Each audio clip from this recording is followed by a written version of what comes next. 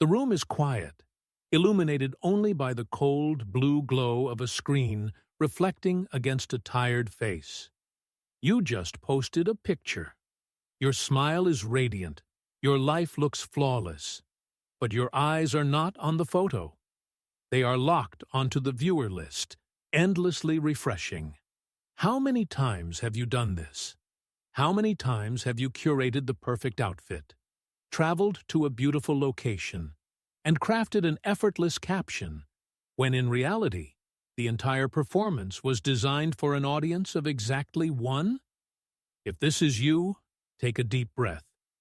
Craving regret from someone who walked away is not a weakness. It is a raw, undeniably human instinct.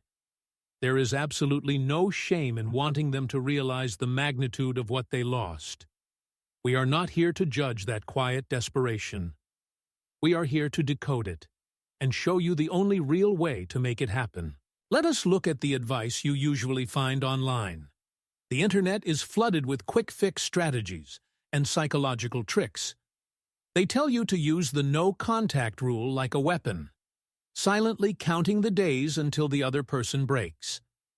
They tell you to post photos looking happier than ever, maybe with someone new, or to suddenly project an image of an absolutely perfect peak life. You are instructed to glow up and make absolutely sure they watch you do it. But here is the painful truth. All of these tactics are nothing but an illusion of control. It is a psychological trap in disguise. When you force silence only because you hope it will make them miss you, or when you curate a vibrant lifestyle strictly for their viewing pleasure, you have not moved on. By making your daily choices based on how they might react, you are still handing them the script to your future. You are still letting them sit in the director's chair of your life. You might think you are winning the breakup by putting on this grand performance, but in reality, you are not free. You are just exhausting yourself, forcing a fake smile, and playing a demanding role in a theater where the person who hurt you remains the only audience member that matters. Decades ago, when a relationship ended, it usually meant a clean physical severing. You exchanged a box of belongings, walked out the door, and the geographical distance did the heavy lifting of creating emotional space. The person became a memory. Unless you lived in the same small town, they simply faded out of your daily existence. Today, however, we are navigating an entirely different landscape. We are living in an era of digital haunting. Social media has built a relentless virtual stage where no one ever truly disappears. Even when someone walks out of your physical life, their ghost remains stubbornly alive in your pocket. You notice the green dot indicating they are online. You see a fragment of their weekend trip through a mutual friend's post. You analyze the music they add to their profile. It is a psychological torment, making true closure feel nearly impossible when the person you are trying to forget is constantly hovering just a swipe away. And this digital proximity breeds a toxic, invisible pressure. Modern culture has programmed us to view the aftermath of a breakup not as a time for grief, but as a silent competition. We are fed the narrative that whoever looks happier first, whoever moves on faster, is the ultimate winner of the breakup. This mindset is incredibly damaging. It turns the raw, necessary pain of losing someone into an exhausting, high-stakes marathon of image management. We become so obsessed with winning this imaginary race that we lose sight of what we actually need. The profound, quiet work of true healing is hijacked. It gets entirely replaced by the desperate need to simply look healed. We trade the messy reality of processing a broken heart for a polished facade, sacrificing our own peace just to maintain a fragile illusion. To escape this suffocating virtual stage, the first step is not to become a better actor. You do not need a more convincing script, and you certainly do not need to perform harder. The only way to win this psychological game is to refuse to play it. you must walk off the stage entirely. This is where we stop talking about social media tactics and begin the profound work of shifting the balance of power. In behavioral psychology, there is a foundational concept known as the locus of control. This framework defines exactly where you believe the power over your life resides. Right now, by waiting for their reaction to validate your worth, you are operating strictly from an external locus of control. You have taken your self-esteem, tied it to a pendulum, and handed them the string. Your perceived value artificially spikes when they view your update, and it crashes into the ground when they remain silent. You are allowing someone who actively chose to walk away to dictate how you feel about your own existence. To trigger any genuine regret, you have to brutally sever that string. You must drag your power back to an internal locus of control. This means internalizing the absolute certainty that your value is inherent and independent. It is not a fluctuating currency dependent on their attention. When you operate from within, you no longer need them to witness your healing, because their applause was never the goal in the first place. You become emotionally self-sustaining.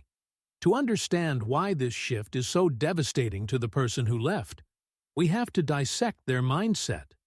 When someone walks away, especially if they initiated the separation, their ego immediately constructs a very comfortable, self-serving narrative. Deep down in their subconscious, they assume you are devastated. They expect you to be quietly waiting, mourning the loss, and secretly hoping for their return. Their ego is heavily insulated by the arrogant assumption that they are the main character in your story, and that your life is simply paused. They expect the vague emotional posts. They expect the desperate attempts to look happy. This expectation acts as a safety net. It makes them feel powerful, secure, and irreplaceable. So, how do you destroy that safety net? You introduce them to cognitive dissonance. Cognitive dissonance is the intense mental friction that occurs when a person's deeply held belief directly contradicts the reality they are witnessing. When they finally look your way, and human curiosity guarantees that eventually they will look, what do they see? They do not see a forced smile. They do not see a cryptic quote aimed at making them jealous. They are met with a quiet, unbothered, steady progression of your life. When your silence is not a calculated rule to win them back, but a profound, genuine indifference, it sends a shock wave through their system. It completely shatters the arrogant narrative their ego relies on. The heaviest, most crushing blow to their pride does not come from a fake display of happiness. It comes from the terrifying, undeniable realization that your absence is real. This dissonance forces them into a corner. They are suddenly confronted with a naked, undeniable truth. They have not just lost a relationship.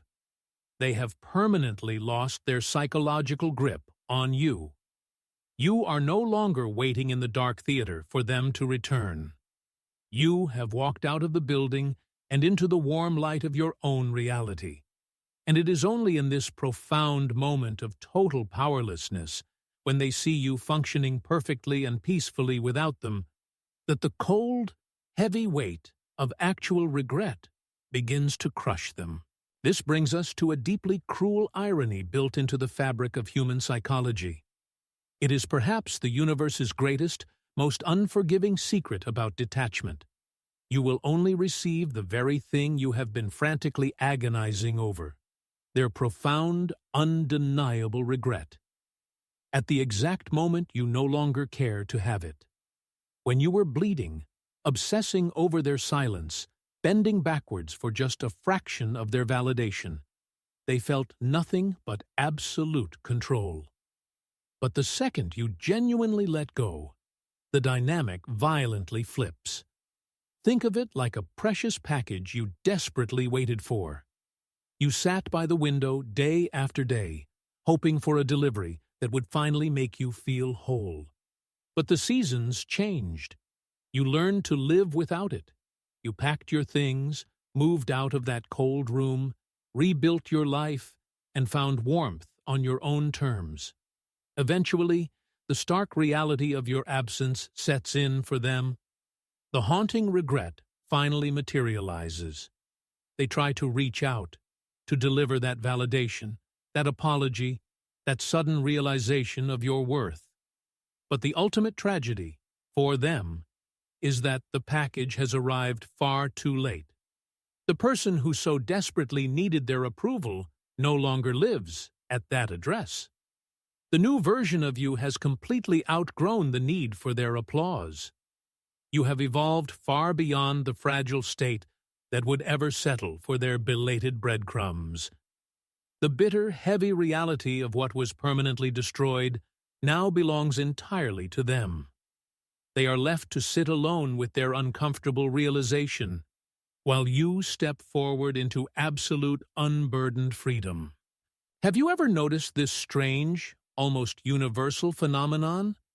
Why does it seem like people from your past always resurface, sending that random message or suddenly showing interest again at the exact precise moment you have finally managed to forget about them? It feels like they have a sixth sense. It feels like magic, but it is not. It is simply behavioral psychology in action. Humans are incredibly sensitive to subtle, unspoken behavioral cues, even if we do not consciously realize it. When you are still hurting and desperately waiting for them to notice you, you leak subconscious signals of neediness. You might view their updates within minutes. If they do reach out, you reply instantly, dropping everything. Your energy is tense, rigid, and completely focused outward. People subconsciously detect this lingering desperation. It feels heavy, and instinctually, it makes them want to maintain their distance. But when you achieve genuine detachment, your entire frequency changes. Your defensive walls come down. You stop checking your phone. Your focus shifts entirely inward, fully absorbed in rebuilding and enjoying your own life. You are no longer broadcasting that heavy, waiting energy. This sudden absence creates a massive psychological vacuum. The invisible, steady stream of validation you used to provide suddenly dries up. Even from a distance, they can feel that shift. Their subconscious alarms go off.